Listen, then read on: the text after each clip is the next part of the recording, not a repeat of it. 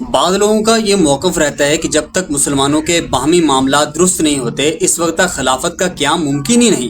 ان کے بقول اگر بزور طاقت خلافت قائم بھی کر دی جائے تو مسلمانوں کے اندر دھوکہ دہی، ناپ تول میں کمی، جھگڑے اور دیگر خرابیاں جوں کی توں باقی رہیں گی۔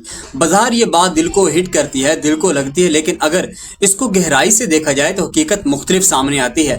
آئیے ایک مثال سے سمجھتے ہیں۔ ایک شخص پاکستان میں ٹریفک کے قوانین کی خلاف ورزی کرتا ہے، راستے میں کچرا پھینکتا ہے، لیکن یہی شخص جب قطر یا یونائٹڈ کنگڈم جاتا ہے تو وہاں ٹریفک کے قوانین کی پابندی بھی کرتا ہے اور جوس کا ڈبہ کچرا دان تک بھی پہنچاتا ہے۔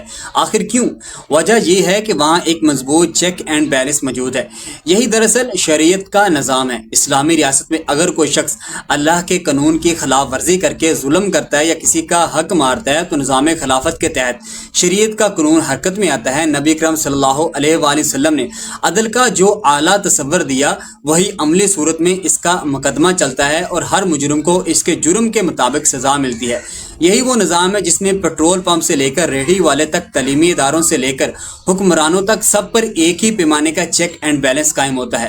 آپ کو حضرت عمر رضی اللہ تعالیٰ عنہ کا وہ مشہور واقعہ یاد ہوگا جب ایک صحابی نے ان سے ان کے لباس کے بارے میں سوال کیا۔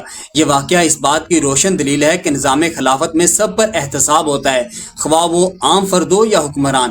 اس لیے سمجھ لینا چاہیے کہ معاشرے کو صالح کرنے کا سب سے بڑا ذریعہ نظام خلافت ہی ہے۔ اگر صرف واض و نصیحت سے معاشرے درست ہوتے تو رسول اللہ صلی اللہ علیہ وآلہ وسلم سے بڑا مبلغ کون تھا؟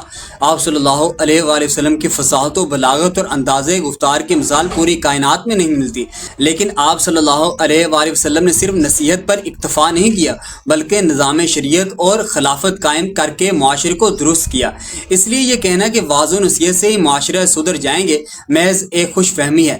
معاشرہ اس وقت تک درست ہوگا جب جرم کے مقابلے میں قانون حرکت میں آئے، اور یہ صرف اور صرف نظام خلافت کے قیام کے بعد ہی ممکن ہے۔